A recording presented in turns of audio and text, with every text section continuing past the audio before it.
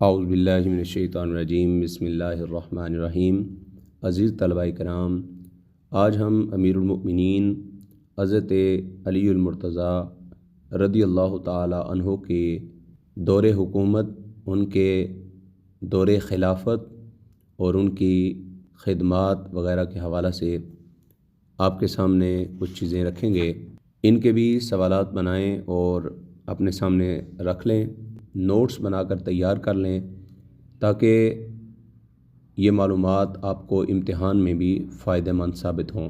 سب سے پہلے حضرت علی المرتضیٰ کا نام و نسب۔ آپ کا اسم مبارک علی اور ابو تراب کنیت تھی۔ آپ کی والدہ کا نام فاطمہ بنت اسد تھا، جنہوں نے آپ رضی اللہ تعالیٰ عنہ کا لقب حیدر یعنی شیر رکھا تھا، اور آپ رضی اللہ تعالیٰ عنہ کے والد حضور صلی اللہ علیہ وسلم کے محبوب چچا جناب ابو طالب تھے۔ اس رشتے سے آپ رضی اللہ تعالیٰ عنہ حضور صلی اللہ علیہ وسلم کے چچا زاد بھائی تھے اور والدین کی طرف سے ہاشمی تھے۔ بعثت سے 10 سال قبل پیدا ہوئے، اور ابو طالب کی مالی حالت کیونکہ اس وقت کمزور تھی، تو اس لیے آپ صلی اللہ علیہ وسلم نے حضرت علی کو اپنی کفالت میں لے لیا، اور اس طرح آپ رضی اللہ تعالیٰ عنہ نے آغوش نبوت میں پرورش پائی اور جاہلیت کی تمام برائیوں سے آپ کا دامن پاک رہا، حتیٰ کہ آپ رضی اللہ تعالیٰ عنہ نے بچپن میں بھی کبھی بت پرستی نہیں کی۔ حضور صلی اللہ علیہ وسلم نے جب اعلان نبوت کیا تو تبلیغ کا آغاز اپنے خاندان سے کیا۔ اہل خاندان کو دعوت پر مدعو کیا اور ان سے فرمایا کہ میں تمہارے سامنے دنیا و آخرت کی بہترین نعمت پیش کرتا ہوں، کون ہے جو میرا ساتھ دے؟ تو حضرت علی رضی اللہ تعالیٰ عنہ کھڑے ہو گئے اور فرمایا، میں عمر میں چھوٹا ہوں اور میری ٹانگیں کمزور ہیں، تاہم میں آپ صلی اللہ علیہ وسلم کا ساتھ دوں گا۔ اس طرح حضرت علی بچوں اور بنی ہاشم میں سب سے پہلے مشرف باسلام ہوئے اور اپنے عمل سے اپنے قول کی صداقت پیش کی، اور عمر بھر آپ رضی اللہ تعالیٰ عنہ حضور صلی اللہ علیہ وسلم کے دست و بازو اور جانباز رفیق رہے۔ اور ہجرت مدینہ کا واقعہ بھی بڑا اہم ہے۔ ہجرت کے وقت حضور صلی اللہ علیہ وسلم نے آپ رضی اللہ تعالیٰ عنہ کو روانگی سے قبل فرمایا کہ اے علی، مجھے ہجرت کا حکم مل گیا ہے، آج رات تم میرے بستر پر سو جانا اور صبح کو امانتیں واپس کر کے چلے آنا۔ اگرچہ اس رات آپ صلی اللہ علیہ وسلم کے بستر پر سونا موت کو دعوت دینا تھا، کیونکہ کفار کی ننگی تلواریں باہر منتظر تھیں، لیکن شیر خدا اطمینان سے سو گئے۔ صبح ہوئی تو کفار کو صورتحال کا پتہ چلا تو آپ رضی اللہ تعالیٰ عنہ کو زد و کوب کیا۔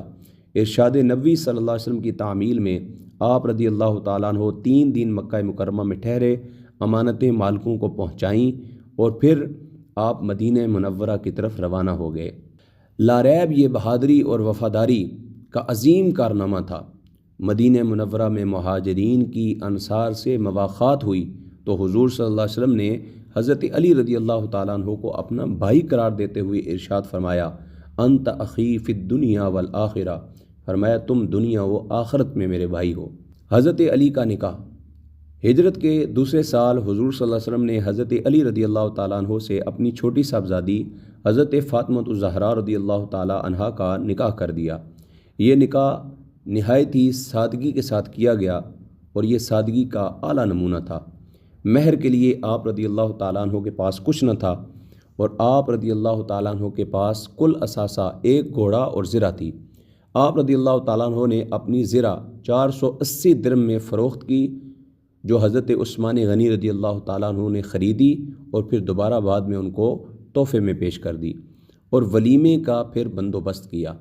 حضور صلی اللہ علیہ وسلم نے نکاح پڑھا اور حضرت علی رضی اللہ تعالیٰ عنہ اور حضرت فاطمہ رضی اللہ تعالیٰ عنہا کے لیے خیر و برکت کی دعا کی۔ کل جہیز 1 چادر، 1 مشکیزہ، 2 کچے گھڑے اور 1 گدے پر مشتمل تھا۔ حضرت علی المرتضیٰ کی غزوات میں شرکت۔ آپ رضی اللہ تعالیٰ عنہ تمام غزوات بدر، احد، خندق اور حنین میں بڑی بہادری اور شجاعت کے کارنامے آپ نے سر انجام دیے۔ ہر غزوے میں آپ ہمیشہ شامل رہے۔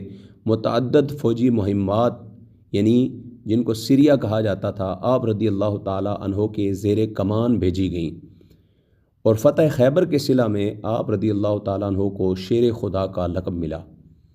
غزوہ تبوک کے موقع پر آپ کو نیابت رسول کا شرف حاصل ہوا۔ حضور نے اپنے پیچھے اپنا خلیفہ مقرر کیا اور حضور صلی اللہ علیہ وسلم غزوہ تبوک کے لیے روانہ ہوئے۔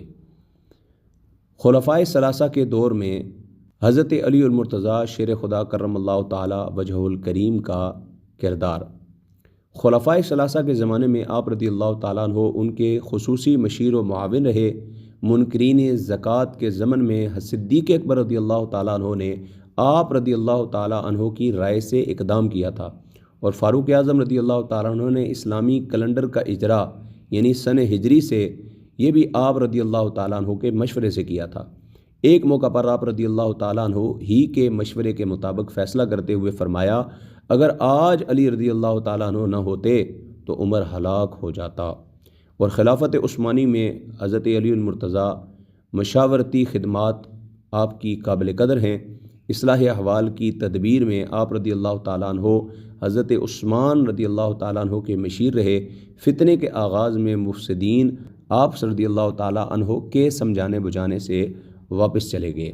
حضرت علی المرتضیٰ منصب خلافت پر کیسے فائز ہوئے؟ شہادت عثمان غنی رضی اللہ تعالیٰ عنہ کے بعد 3 روز تک مسند خلافت خالی رہی اور مدینہ منورہ بد امنی، افراتفری اور لا قانونیت کا شکار رہا۔ عظیم اسلامی ریاست کا کوئی سربراہ نہ تھا۔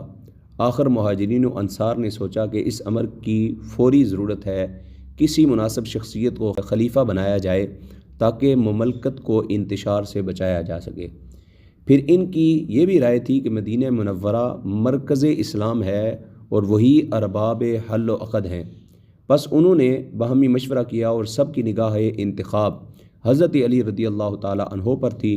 چنانچہ بقول امام طبری مہاجرین و انصار حضرت علی رضی اللہ تعالیٰ عنہ کی خدمت میں پیش ہوئے اور عرض کیا، یہ نظام کسی امیر کے بغیر قائم نہیں رہ سکتا، اور ہم آج آپ رضی اللہ تعالیٰ عنہ کے سوا کوئی ایسا دوسرا شخص نہیں جانتے جو اس منصب جلیلہ کے لیے آپ رضی اللہ تعالیٰ عنہ سے زیادہ مستحق ہو۔ نہ سابقہ خدمات کے اعتبار سے، نہ رسول اللہ صلی اللہ علیہ وسلم کی قرابت داری کے لحاظ سے باغیوں نے بھی اس رائے کی تائید کی، اور آپ رضی اللہ تعالیٰ عنہ کو خلافت کی خواہش نہ تھی، اور آپ رضی اللہ تعالیٰ عنہ نے یہ کہہ کر انکار کر دیا کہ امیر ہونے کے مقابلے میں وزیر ہونا مجھے زیادہ پسند ہے۔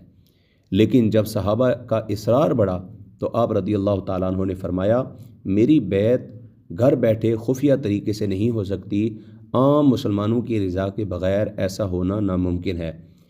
اور اس کے بعد مسجد نبوی میں اجتماع عام ہوا۔ پہلے تمام مہاجرین و انصار نے آپ رضی اللہ تعالیٰ عنہ کے ہاتھ پر بیعت کی، پھر اہل مدینہ اور باغیوں نے بھی بیعت کر لی۔ صرف امیر معاویہ رضی اللہ تعالیٰ عنہ گورنر شام نے توقف کیا اور قصاص عثمان کی شرط لگائی، یعنی پہلے عثمان غنی کے قتل کا قصاص لیا جائے۔ تاہم صحابہ کرام کی عظیم اکثریت اور مملکت اسلامیہ میں آپ رضی اللہ تعالیٰ عنہ کی خلافت مسلم ہو گئی، کیونکہ آپ رضی اللہ تعالیٰ عنہ کا انتخاب ٹھیک انہی اصولوں کے مطابق ہوا تھا جن پر سابقہ خلفائے ثلاثہ کی خلافت کا چناؤ ہوا تھا۔ حضرت علی کا خطبہ خلافت۔ بیعت و خلافت کے بعد آپ رضی اللہ تعالیٰ عنہ نے خطبہ دیا۔ آپ رضی اللہ تعالیٰ عنہ نے فرمایا، اللہ بزرگ و برتر نے ہماری رہنمائی کے لیے ایک کتاب نازل کی ہے جس میں خیر و شر کی تفصیل ہے۔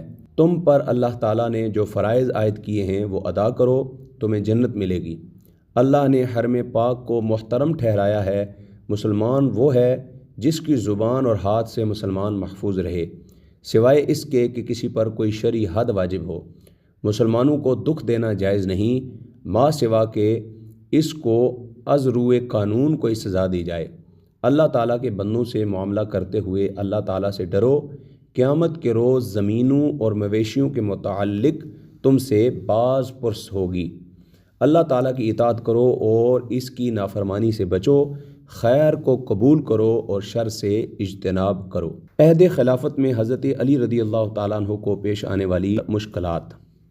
حضرت عثمان رضی اللہ تعالیٰ عنہ کی شہادت کے بعد ہر طرف باغیوں کا زور تھا۔ مدینہ منورہ میں افراتفری مچی ہوئی تھی اور حضرت علی رضی اللہ تعالیٰ عنہ کی خلافت کا آغاز نہایت ناسازگار حالات میں ہوا، اور مدینہ منورہ میں ہر طرف بدامنی پھیلی ہوئی تھی۔ بہت سے صحابہ اس بدامنی کو دیکھ کر تحفظ ناموس کی خاطر مدینہ چھوڑ کر مختلف اطراف میں جا رہے تھے، اور بعض احتجاجاً امیر معاویہ رضی اللہ تعالیٰ عنہ سے جا ملے، تو اس لیے حضرت علی رضی اللہ تعالیٰ عنہ کو بہت سی مشکلات پیش آئیں، جن میں چند ایک قابل ذکر ہیں۔ نمبر 1، قصاص عثمان کا مسئلہ۔ صحابہ رضی اللہ تعالیٰ عنہ نے حضرت علی پر خلافت سنبھالنے کے بعد زور دیا کہ قصاص عثمان رضی اللہ تعالیٰ عنہ لیا جائے۔ آپ رضی اللہ تعالیٰ عنہ خود بھی یہی چاہتے تھے کہ حضرت عثمان غنی کے قصاص کا فیصلہ کیا جائے، مگر اس وقت حالات قابو سے باہر تھے، اس لیے حضرت علی رضی اللہ تعالیٰ عنہ نے حضرت طلحہ اور حضرت زبیر رضی اللہ تعالیٰ عنہما سے کہا کہ میں اس بات سے غافل نہیں ہوں، لیکن اس وقت قاتل جماعت پر میرا قابو نہیں، اس لیے مجھے مہلت دو۔ اس جواب پر صحابہ مطمئن نہ ہوئے اور امیر معاویہ اور حضرت عائشہ رضی اللہ تعالیٰ عنہا کے گرد جمع ہو گئے تاکہ قاتلوں سے قصاص لیا جائے۔ عبداللہ بن سبا اور اس کے پیروکاروں نے حضرت علی رضی اللہ تعالیٰ عنہ کی بیعت کر لی، جو حقیقت میں شہادت عثمان غنی کے ذمہ دار تھے۔ عثمان غنی رضی اللہ تعالیٰ عنہ کی شہادت کا سوائے حضرت نائلہ کے کوئی عینی گواہ بھی نہ تھا۔ حضرت نائلہ یہ ان کی زوجہ محترمہ ہیں، اور وہ ضعف بصارت کی وجہ سے کسی کو پہچان بھی نہ سکتی تھیں۔ ان وجوہات سے حضرت علی رضی اللہ تعالیٰ عنہ کو بڑی الجھن ہوئی۔ عثمانی عمال کی معزولی۔ حضرت علی رضی اللہ تعالیٰ عنہ نے خلافت سنبھالتے ہی تمام صوبوں کے گورنروں کو معزول کر دیا اور ان کی جگہ نئے گورنر مقرر کیے۔ اس فیصلے سے آپ رضی اللہ تعالیٰ عنہ کی مشکلات میں اضافہ ہو گیا، کئی صوبوں میں شورش پھیل گئی، نئے گورنر حالات پر قابو نہ پا سکے، اور آپ رضی اللہ تعالیٰ عنہ کو کچھ مقتدر صحابہ رضی اللہ تعالیٰ عنہ نے بھی مشورہ دیا کہ عہد عثمانی کے عمال کی معزولی کے احکام ان سے بیعت خلافت لینے کے بعد صادر کریں، مگر آپ رضی اللہ تعالیٰ عنہ نے بلوائیوں کے دباؤ کی وجہ سے جلد بازی سے کام لیا۔ بعض نے معزولی کے احکام کو رد کر دیا اور خود مختاری کا اعلان کر دیا۔ امیر معاویہ جو شام کے گورنر تھے، قصاص عثمان کا نعرہ لے کر حضرت علی رضی اللہ تعالیٰ عنہ کے مقابلے پر آ گئے اور بیعت سے صاف انکار کر دیا، اور اس طرح مسلمان دو گروہوں میں تقسیم ہو گئے۔ جنگ جمل۔ شہادت عثمان کے وقت حضرت عائشہ رضی اللہ تعالیٰ عنہ مکہ مکرمہ میں تھیں۔ کچھ دنوں کے بعد حضرت طلحہ اور حضرت زبیر رضی اللہ تعالیٰ عنہما بھی وہاں پہنچے۔ انہوں نے حالات بتائے۔ حضرت عائشہ کو بہت رنج ہوا۔ ان حالات کے پیش نظر آپ رضی اللہ تعالیٰ عنہ نے لوگوں کو قیام عدل اور قصاص عثمان کی دعوت دی۔ حاکم مکہ نے بصرہ پر قبضہ کر لیا۔ حضرت علی رضی اللہ تعالیٰ عنہ کو معلوم ہوا تو آپ رضی اللہ تعالیٰ عنہ بھی لشکر لے کر بصرہ روانہ ہو گئے۔ بصرہ پہنچ کر حضرت علی رضی اللہ تعالیٰ عنہ نے حضرت عائشہ رضی اللہ تعالیٰ عنہا سے صلح کر لی اور قصاص عثمان کا وعدہ کیا، مگر شرپسند عناصر نے صلح نہ ہونے دی بلکہ لڑائی کروا دی۔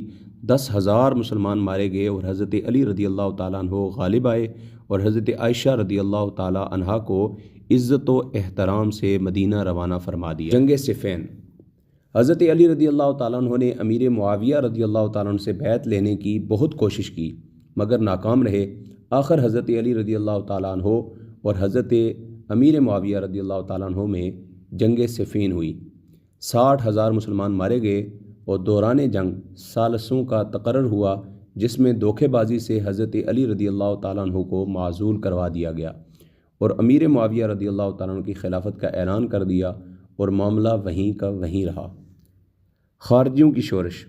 جنگ صفین کے بعد مشرق میں خارجیوں کا نیا گروہ پیدا ہو گیا۔ یہ وہی لوگ تھے جنہوں نے مدینہ میں بدامنی پھیلائی تھی اور حضرت عثمان رضی اللہ تعالیٰ عنہ کو شہید کر دیا۔ حضرت علی رضی اللہ تعالیٰ عنہ کو جنگ جمل اور جنگ صفین میں لا کھڑا کیا۔ جب مار پڑی تو حضرت علی رضی اللہ تعالیٰ عنہ کو صلح پر مجبور کر دیا۔ پھر صلح کے بعد حضرت علی رضی اللہ تعالیٰ عنہ سے کہنے لگے اس سے منحرف ہو جائیں، یہ لوگ مسلمانوں کے دشمن تھے۔ یہ حضرت علی رضی اللہ تعالیٰ عنہ اور حضرت امیر معاویہ دونوں کو کافر کہتے تھے۔ انہوں نے حضرت علی رضی اللہ تعالیٰ عنہ کو بہت پریشان کیا۔ آخر نہروان کے مقام پر زبردست جنگ ہوئی تو چند ایک کے علاوہ سب مارے گئے۔ اس کے علاوہ حضرت علی رضی اللہ تعالیٰ عنہ اور امیر معاویہ کے درمیان جنگوں میں ہزاروں مسلمان شہید ہوئے۔ آخر کار اس خون خرابے سے تنگ آ کر 40 ہجری میں حضرت علی رضی اللہ تعالیٰ عنہ نے امیر معاویہ رضی اللہ تعالیٰ عنہ سے صلح کر لی اور اس کی وجہ سے حجاز، عراق اور مشرقی صوبوں پر حضرت علی رضی اللہ تعالیٰ عنہ کی خلافت تسلیم کر لی گئی۔ شام، مصر اور شمالی افریقہ کے علاقوں پر امیر معاویہ رضی اللہ تعالیٰ عنہ کی متوازی خلافت وجود میں آ گئی۔ حضرت علی المرتضیٰ کی شہادت۔ ابن سعد رضی اللہ تعالیٰ عنہ کی روایت کے مطابق حضرت علی رضی اللہ تعالیٰ عنہ پر قاتلانہ حملہ 17 رمضان المبارک پیر کے دن نماز فجر کے وقت ہوا۔ آپ رضی اللہ تعالیٰ عنہ مسجد نبوی کے مؤذن ابن صباح رضی اللہ تعالیٰ عنہ کے ہمراہ گھر کے دروازے سے نکلے اور حسب معمول پکارا، لوگو نماز، لوگو نماز، اور جو ہی لوگوں کو جگاتے ہوئے مسجد کی طرف بڑھے، 2 تلواریں فضا میں چمکیں۔ ابن ملجم کے معاون شیب بن بجرہ کی تلوار تو طاق پر پڑی، لیکن ابن ملجم کی تلوار آپ رضی اللہ تعالیٰ عنہ کی پیشانی پر لگی اور دماغ تک اتر گئی۔ زخم کھاتے ہی امیر المؤمنین نے آواز دی، رب کعبہ کی قسم میں کامیاب ہو گیا۔ ساتھ ہی آپ رضی اللہ تعالیٰ عنہ پکارے کہ قاتل جانے نہ پائے۔ لوگ ہر طرف سے دوڑ پڑے۔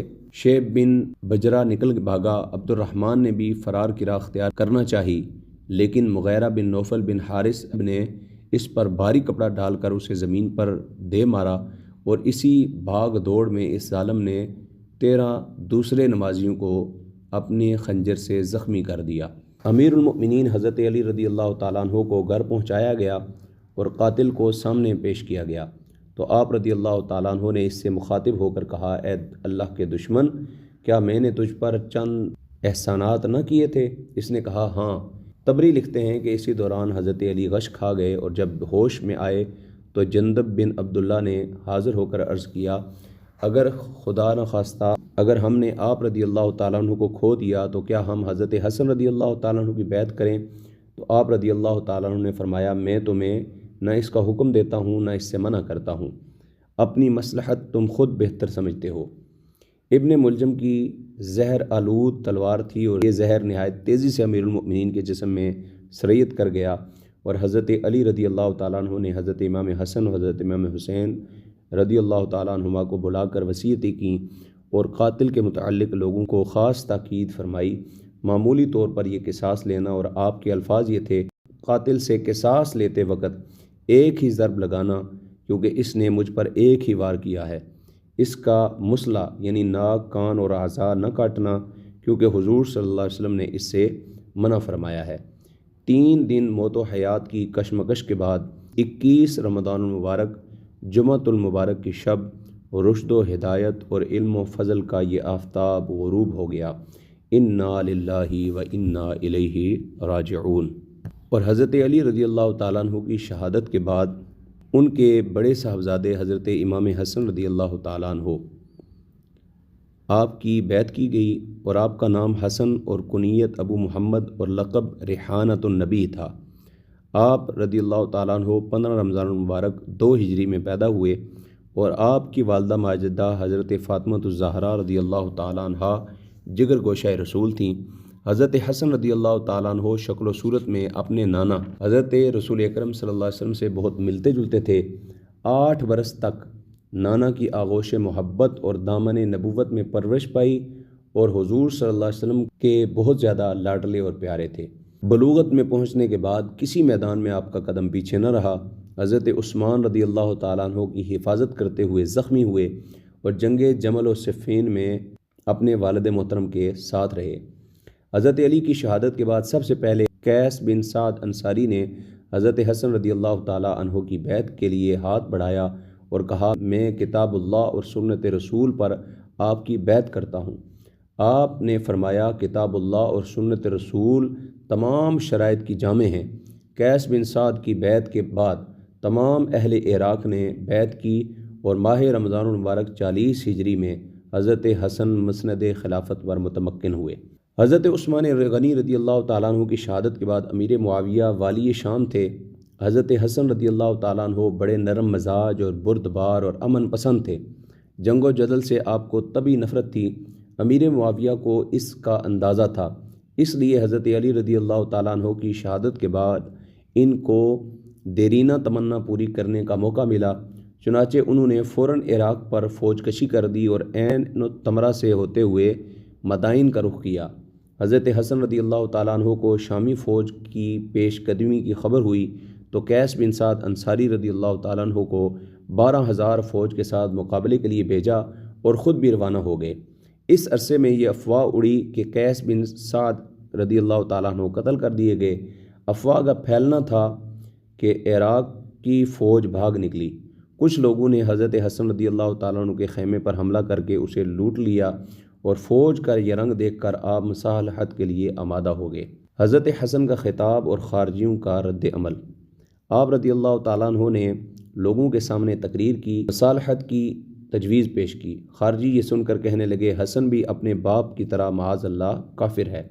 نعوذ باللہ انہوں نے آپ رضی اللہ تعالیٰ عنہ پر حملہ کر دیا اور آپ کی ران زخمی کر دی۔ خارجی کو پکڑ کر قتل کر دیا گیا۔ حضرت حسن مدائن میں داخل ہوئے اور زخم بھرنے تک یہاں مقیم رہے۔ اسی اثناء میں حضرت امیر معاویہ رضی اللہ تعالیٰ عنہ فوجیں لے کر انبار کے مقام پر پہنچے۔ یہاں حضرت حسن کے سپہ سالار قیس بن سعد انصاری موجود تھے اور امیر معاویہ کی فوج کے سپہ سالار عبداللہ بن عامر نے حضرت حسن رضی اللہ تعالیٰ عنہ کو پیغام بھیجا کہ میں جنگ کرنا نہیں چاہتا، میں صرف حضرت امیر معاویہ کے حکم کی تعمیل کے لیے حاضر ہوا تھا۔ اب وہ خود یہاں پہنچ چکے ہیں، لہٰذا اپنی جماعت کے حال پر رحم کریں۔ حضرت حسن رضی اللہ تعالیٰ عنہ کی امیر معاویہ کے حق میں دستبرداری۔ یہ پیغام سن کر عراقیوں نے جنگ سے ہاتھ روک لیا اور حضرت حسن رضی اللہ تعالیٰ عنہ نے یہ رنگ دیکھا تو جنگ کا خیال ترک کر کے مدائن چلے گئے۔ آپ کے جانے کے بعد عبیداللہ بن عامر نے محاصرہ کر لیا، تاہم حضرت حسن کے ساتھ ایسی فوج کی کمی نہ تھی جو آپ کے حکم پر جان نثار کرنے کو تیار تھے، مگر آپ مسلمانوں کے خون کی قیمت پر خلافت خریدنا نہیں چاہتے تھے، اس لیے چند شرائط پر امیر معاویہ کے حق میں دستبردار ہونے کے لیے تیار ہو گئے۔ ان کی صلح کی شرائط کیا تھیں؟ نمبر 1، کسی عراقی کو محض پرانی عداوت کی بنا پر نہ پکڑا جائے، سب کو امان دی جائے، اہل عراق کی گستاخی کو گوارا کیا جائے، حضرت حسین کو 2 لاکھ درم سالانہ دیے جائیں، حضرت حسن کو ایک مخصوص علاقے کا خراج بطور وظیفہ دیا جائے، تنخواہوں میں بنو ہاشم کو بنو امیہ پر ترجیح دی جائے۔ حضرت امیر معاویہ نے بلا ترمیم یہ تمام شرطیں منظور کر لیں اور اپنی قلم سے اقرار نامہ لکھ کر اس پر مہر لگا کر لکھ دی، حضرت حسن کے پاس بھجوا دیا اور مصالحت کے تمام مراحل طے ہو جانے کے بعد حضرت امیر معاویہ کے دست راست حضرت عمر بن عاص نے ان کو مشورہ دیا کہ حضرت حسن رضی اللہ تعالیٰ عنہ سے مجمع عام میں دستبرداری کا اعلان کرا دیں تاکہ خود ان کی زبان سے بھی سن لیں۔ حضرت حسن رضی اللہ تعالیٰ عنہ نے جب یہ درخواست کی گئی تو انہوں نے یہ اعلان کر دیا۔ دستبرداری کے بعد حضرت حسن اپنے جملہ متعلقین سمیت مدینہ منورہ روانہ ہوئے۔ مدینہ پہنچ کر آپ نے باقی زندگی وہیں گزاری اور آپ رضی اللہ تعالیٰ عنہ کی مدت خلافت 6 مہینے یا 7 مہینے تک ہے اور آپ کی تخت نشینی کا زمانہ رمضان المبارک 40 ہجری متعین ہے، لیکن دستبرداری کے زمانے میں اختلاف ہے۔ صحیح یہ ہے کہ آپ رضی اللہ تعالیٰ عنہ ربیع الاول 41 ہجری میں دستبردار ہوئے اور اس لحاظ سے آپ کی مدت خلافت 6 ماہ بنتی ہے۔ اجتماعیت کا سال۔ حضرت امیر معاویہ رضی اللہ تعالیٰ عنہ اور حضرت امام حسن رضی اللہ تعالیٰ عنہ کی مصالحت کے نتائج ملک و ملت کے لیے بہت مفید ثابت ہوئے۔ مسلمانوں کی خون ریزی کا سلسلہ جو مدتوں سے چلا آ رہا تھا بند ہو گیا، ملک میں امن و سکون پیدا ہو گیا، جو طاقت خانہ جنگی میں پارا پارا ہو رہی تھی وہ پھر دشمنوں کے مقابلے میں صرف ہونے لگی، بیرونی فتوحات اور اندرونی اصلاحات ترقی کا سلسلہ جو ہے وہ شروع ہو گیا۔ اس لیے اس سال کو عام الجماعہ اتحاد کا سال کہتے ہیں۔ دستبرداری کے 9 سال بعد 50 ہجری میں مدینہ منورہ میں آپ نے وفات فرمائی اور آپ رضی اللہ تعالیٰ عنہ کی موت کے متعلق مشہور ہے کہ آپ کی بیوی جاعدہ بنت اشعث نے حضرت امیر معاویہ کے اشارے سے زہر دیا تھا اور یہ بے بنیاد روایت ہے جس کی کوئی سند نہیں۔ امیر معاویہ کا دامن اس افتراء سے پاک ہے۔ آپ رضی اللہ تعالیٰ عنہ کو آپ کے نانا کے پہلو میں دفن ہونے کی بڑی تمنا تھی۔ حضرت عائشہ رضی اللہ تعالیٰ عنہا سے اس کی اجازت طلب کی گئی اور آپ رضی اللہ تعالیٰ عنہ نے بخوشی اجازت دے دی۔ حضرت حسن رضی اللہ تعالیٰ عنہ نے پھر وصیت کر دی کہ میری وفات کے بعد دوبارہ اجازت لینا ممکن ہے زندگی میں میری مروت سے اجازت دی ہو، اگر بعد از وفات بھی وہ اجازت دیں تو روضہ نبوی میں دفن کرنے پر اصرار نہ کرنا، بقی کے گور غریبہ میں دفن کر دینا۔